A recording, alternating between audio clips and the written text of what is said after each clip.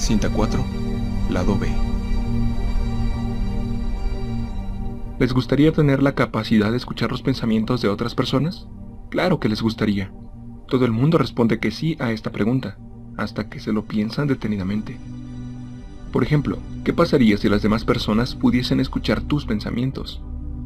¿Qué pasaría si pudiesen escuchar tus pensamientos ahora mismo?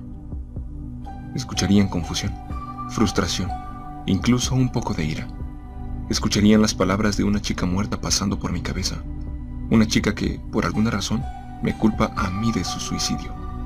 A veces tenemos pensamientos que ni tan solo nosotros comprendemos, pensamientos que ni tan siquiera son ciertos, ya que en realidad no nos sentimos así, pero que se nos pasan por la cabeza de todas formas porque es interesante pensar en ellos. Coloco el servilletero que tengo delante para que la mesa de Tony se refleje en el metal pulido. Él se recuesta hacia atrás y se limpia las manos en una servilleta. Si pudiésemos escuchar los pensamientos de otras personas, escucharíamos cosas ciertas y también cosas que se les pasarían por la cabeza de una forma completamente aleatoria, y no podríamos diferenciar las unas de las otras. Nos volveríamos locos. ¿Qué será cierto? ¿Qué no lo será? 1.000.000 de ideas, pero ¿qué significan? No tengo ni idea de qué estará pensando Tony, y él no tiene ni idea de lo que me pasa a mí. No tiene ni idea de que la voz que hay en mi cabeza, la voz que sale de su Walkman, es la de Hannah Baker. Eso es lo que me encanta de la poesía. Cuanto más abstracta sea, mejor. Los momentos en los que no estás segura de sobre qué está hablando el poeta. Puedes tener alguna idea, pero no puedes estar segura. No al 100%. Cada palabra, elegida específicamente, puede tener 1.000.000 de significados diferentes. ¿Es un sustituto? ¿Un símbolo de otra idea? ¿Encaja dentro de una metáfora más grande y más escondida? Esta es la 8ª persona, Hannah. Si trata de poesía, entonces no soy yo, y solo quedan 5 nombres más. Yo odiaba la poesía, hasta que alguien me enseñó a apreciarla. Me dijo que tenía que ver la poesía como un rompecabezas, descifrar el código o las palabras, depende del lector, basándose en todo lo que sea sobre la vida y las emociones. ¿Ha utilizado el poeta la palabra rojo para simbolizar la sangre, la ira, el deseo? ¿O será el timón rojo sencillamente porque rojo suena mejor que negro? Recuerdo aquello, de la clase de inglés. Tuvimos una gran discusión sobre el significado de rojo. No tengo ni idea de qué habíamos decidido al final. La misma persona que me enseñó a apreciar la poesía, también me enseñó el valor que tiene escribirla. Y sinceramente, no hay ninguna forma mejor de explorar tus emociones que a través de la poesía. O las cintas de cassette. Pero tiene que ser un poema furioso, así que adelante, escribe uno. Sé que por lo menos están un poco enfadados conmigo, y cuando acaben su poema, descífrenlo como si lo acabaran de encontrar impreso en un libro de texto y no supieran absolutamente nada de su autor. Los resultados pueden ser sorprendentes y aterradores, pero siempre es más barato que un psicólogo. Yo lo hice durante un tiempo. Escribir poesía, no ir a un psicólogo. Quizá un psicólogo te hubiera ayudado, Hannah. Me compré una libreta de espiral para guardar todos mis poemas en el mismo lugar.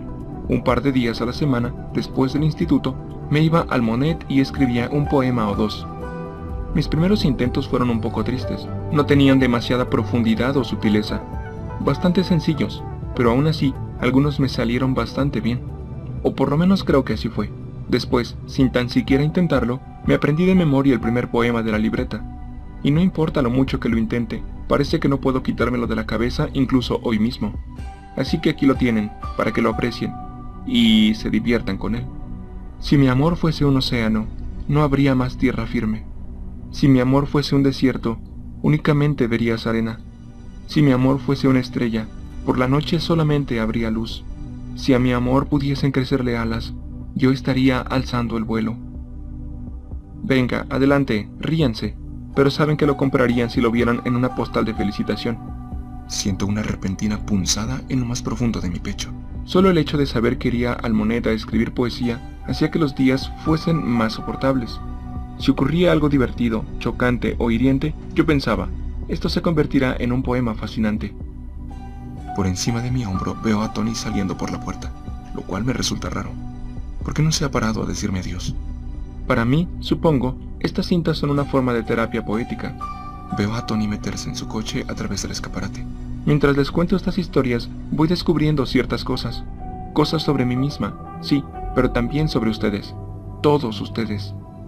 Enciende las luces.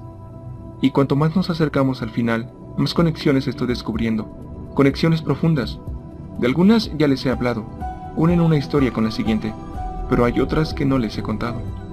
El Mustang tiembla cuando Tony enciende el motor. Después, lentamente, el coche arranca. Quizá hayan descubierto algunas conexiones que yo no. Quizá vayan un paso por delante de la poetisa. No, Hannah, apenas puedo seguirte. Y cuando diga mis últimas palabras... Bueno, probablemente no serán mis últimas palabras, pero las últimas palabras de estas cintas. Todo será una apretada y bien interconectada pelota emocional de palabras. Dicho de otra forma, un poema. Mirar el coche de Tony a través del escaparate es como ver una película, con el Mustang saliendo de escena lentamente. Pero las luces no se van desvaneciendo poco a poco, lo que debería ocurrir si continuase dando marcha atrás o girase. En cambio, se detienen, como si se hubiese parado. Al mirar atrás, veo que dejé de escribir en mi libreta cuando dejé de querer conocerme más a mí misma. ¿Está ahí afuera, sentado en el coche, esperando? ¿Por qué? Si escuchas una canción que te hace llorar y no quieres llorar más, no vuelves a escuchar esa canción. Pero no puedes escaparte de ti misma. No puedes decidir no verte más. No puedes decidir apagar el ruido de tu cabeza. Con los faros de Tony apagados, los ventanales del bar no son más que una extensión de cristal oscuro. Muy de vez en cuando, en el extremo del aparcamiento, se ve algún coche pasar por la carretera y un resplandor brilla de un extremo al otro del ventanal. Pero la única fuente de iluminación fija, a pesar de la distancia, aparece en la esquina superior a la derecha, una difusa luz rosa y azul, la punta del cartel de neón del Crestmont que asoma sobre los tejados de las tiendas que lo rodean. Dios, ¿qué no daría yo por revivir aquel verano? Cuando estábamos solos, era tan fácil hablar con Hannah, era tan fácil reír con ella, pero siempre que había gente alrededor, me volvía tímido. Me echaba atrás, ya no sabía cómo actuar. En aquella minúscula taquilla, pecera, mi única conexión con los demás trabajadores que estaban en el recibidor era un teléfono rojo. No había ningún botón para apretar, solo un receptor, pero siempre que lo tomaba y Hannah respondía en el otro extremo me ponía nervioso, como si no estuviese llamando desde unos 10 metros de distancia, sino llamándola a casa. Necesito cambio, decía. Otra vez, respondía ella, pero siempre con una sonrisa en la voz. Y cada vez sentía que la cara me ardía de vergüenza, porque la verdad era que yo pedía cambio bastantes más veces cuando ella estaba trabajando que cuando no. Un par de minutos más tarde se escuchaba un golpecito en la puerta y yo me alisaba la camisa y le abría. Ella se apretaba contra mí, agónicamente cerca de mí, con una minúscula cajita de cambio en la mano, para cambiarme algunos billetes, y a veces, en las noches más tranquilas, se sentaba en mi silla y me decía que cerrase la puerta.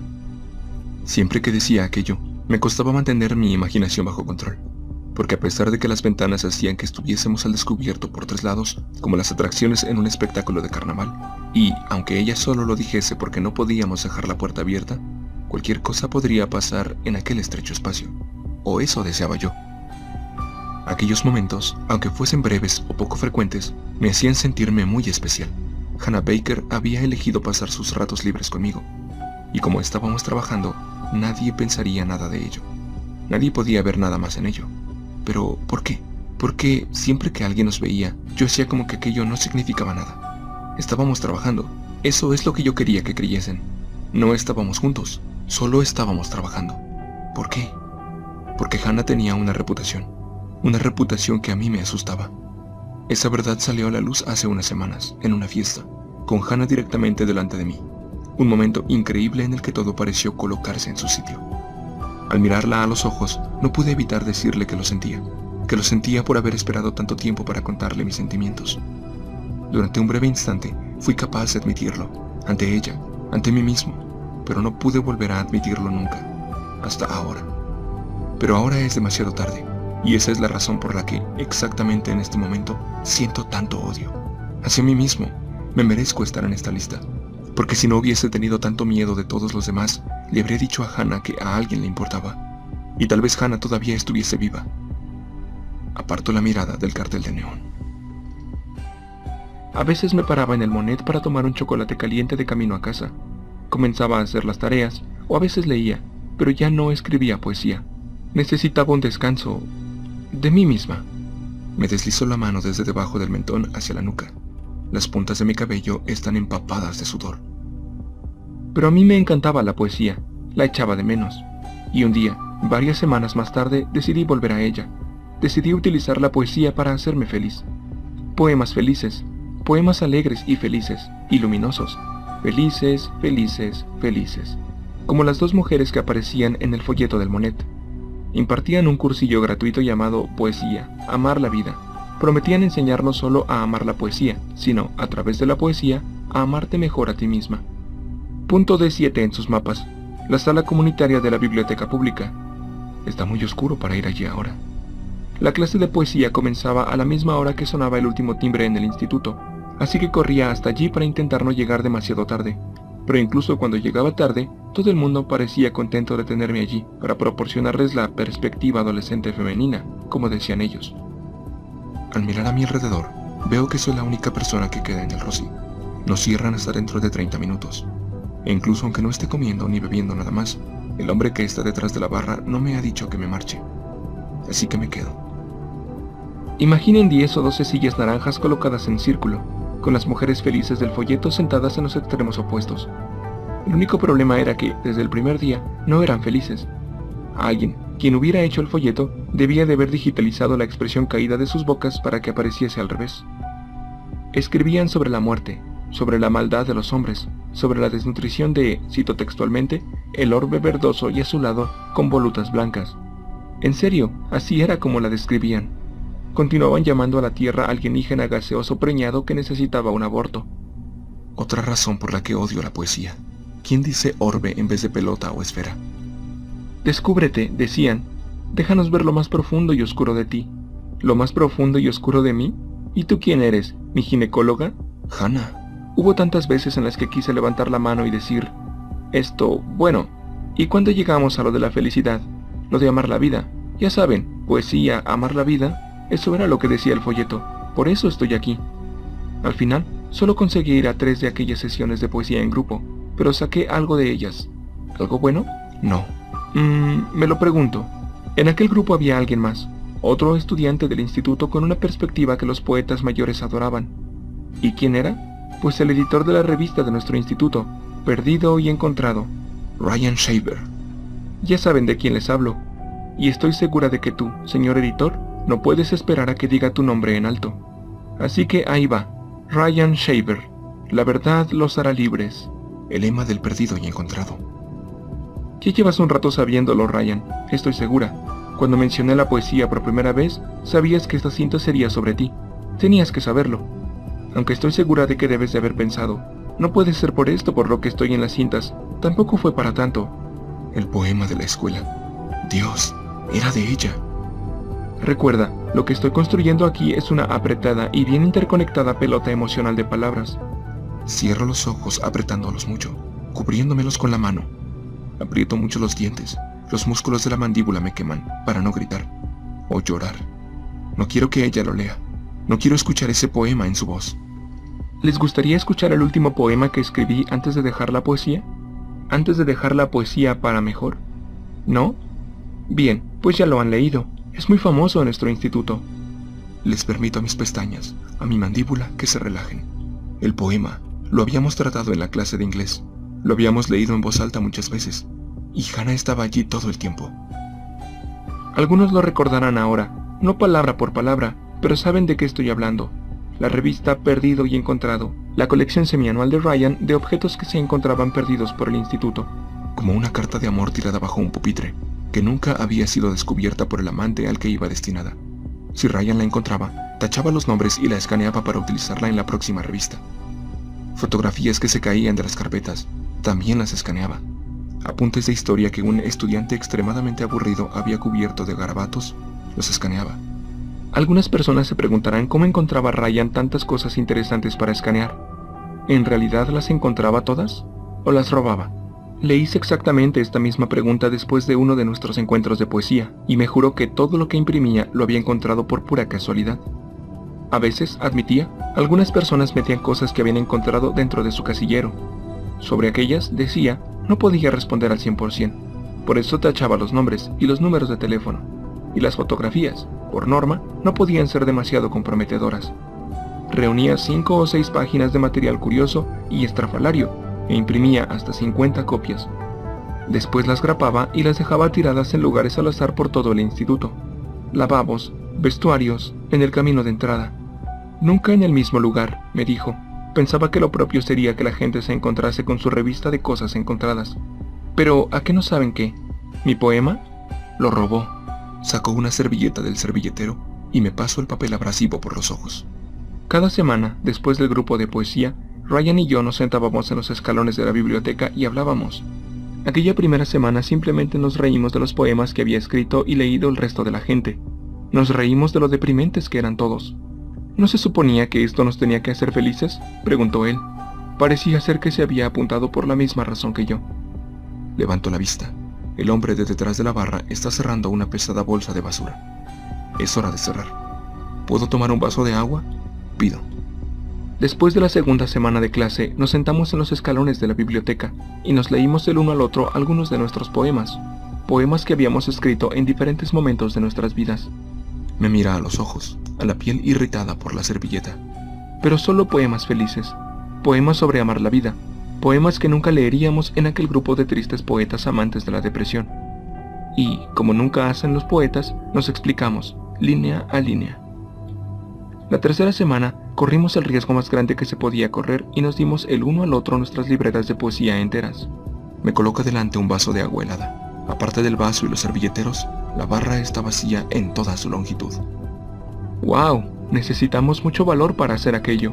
Para mí, sin duda, y estoy segura de que también para ti, Ryan. Y durante las siguientes 2 horas, mientras se ponía el sol, continuamos sentados sobre aquellos escalones de cemento, pasando páginas. Su letra era horrible, así que me llevó un poco más leer sus poemas, pero eran increíbles, mucho más profundos que cualquiera de los míos. Lo suyo sonaba a poesía real, poesía profesional, y algún día, estoy segura, se obligará a los niños a analizar sus poemas sacados de un libro de texto. Toco el vaso helado, lo rodeo con los dedos. Por supuesto, yo no tenía ni idea de qué significaban sus poemas, no exactamente, pero sentía las emociones con precisión. Eran absolutamente bellos, y casi me sentía avergonzada por lo que debería estar pensando él mientras iba pasando páginas de mi libreta, porque al leer la suya me di cuenta del poco tiempo que yo le había dedicado a la mía. Debería haberme tomado más tiempo en elegir mejor las palabras más emotivas. Pero uno de mis poemas le llegó, y quiso saber más, como cuando lo había escrito yo, pero no se lo dije. No me bebo el agua. Miro como una gota se desliza por el vaso y choca con mi dedo. Lo escribí el mismo día en el que un grupo de estudiantes se había enfadado con alguien que había tenido el valor de pedir ayuda en relación al suicidio.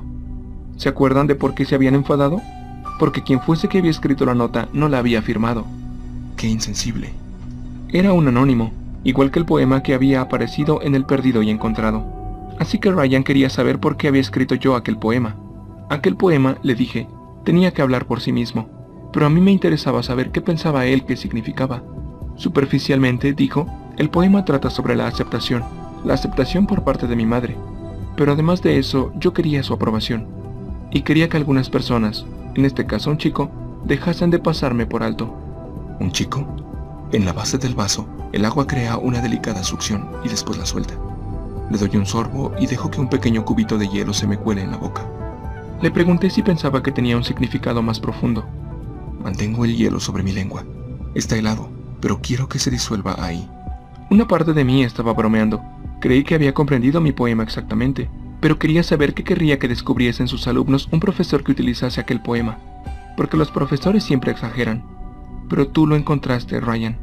Encontraste el significado oculto. Encontraste lo que yo nunca podría haber encontrado en mi propio poema. El poema no trataba de mi madre, me dijiste. Me puse a la defensiva, incluso me enfadé. Pero tenías razón, y yo sentí miedo y tristeza ante mis propias palabras.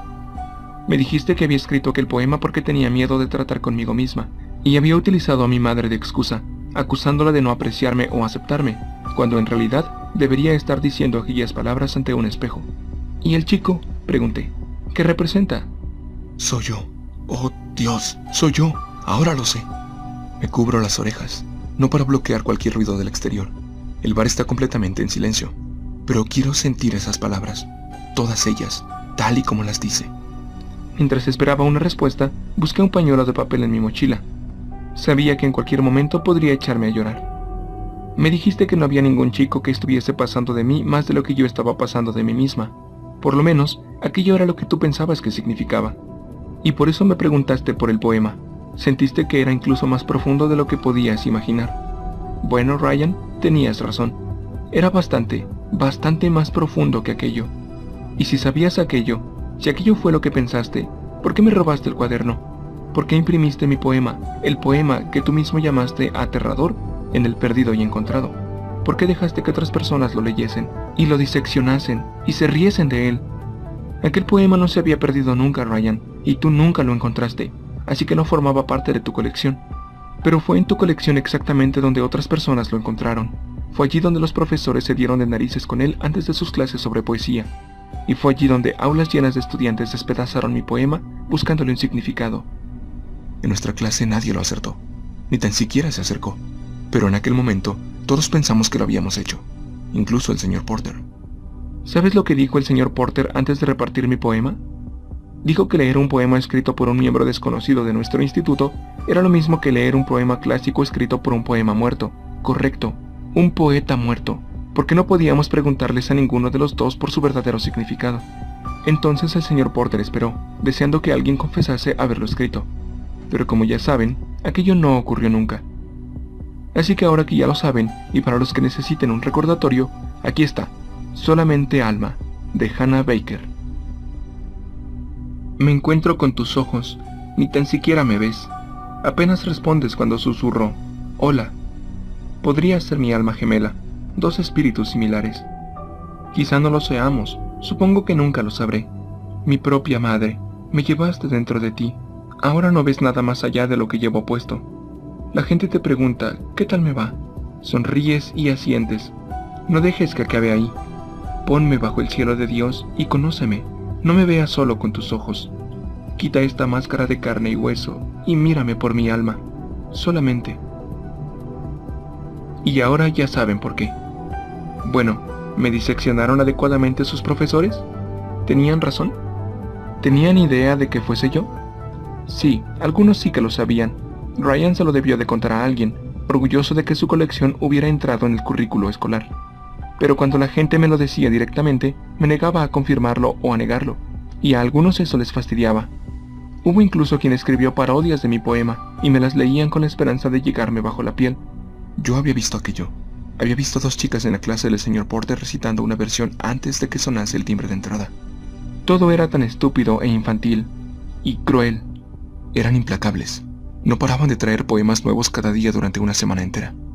Hannah había intentado ignorarlos por todos los medios, haciendo como que leía mientras esperaba a que llegase el señor Porter, a que la clase comenzase para rescatarla. No parece que sea algo tan importante, ¿verdad? No, quizá para ustedes no lo sea, pero la escuela ya no era un refugio seguro para mí desde hacía tiempo. Y después de tus aventuritas fotográficas, Tyler, mi casa tampoco era ya segura. Ahora, de repente, incluso mis propios pensamientos se exponían para ridiculizarlos.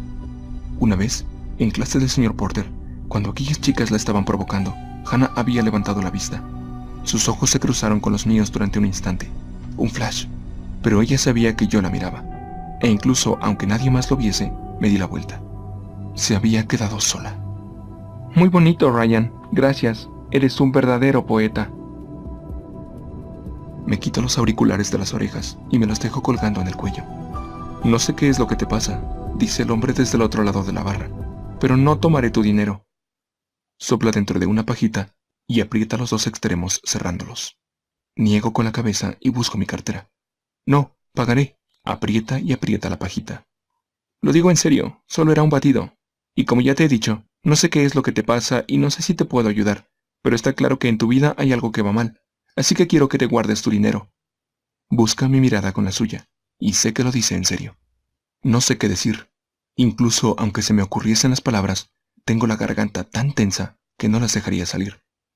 Así que asiento, agarro mi mochila y cambio la cinta mientras me dirijo a la puerta.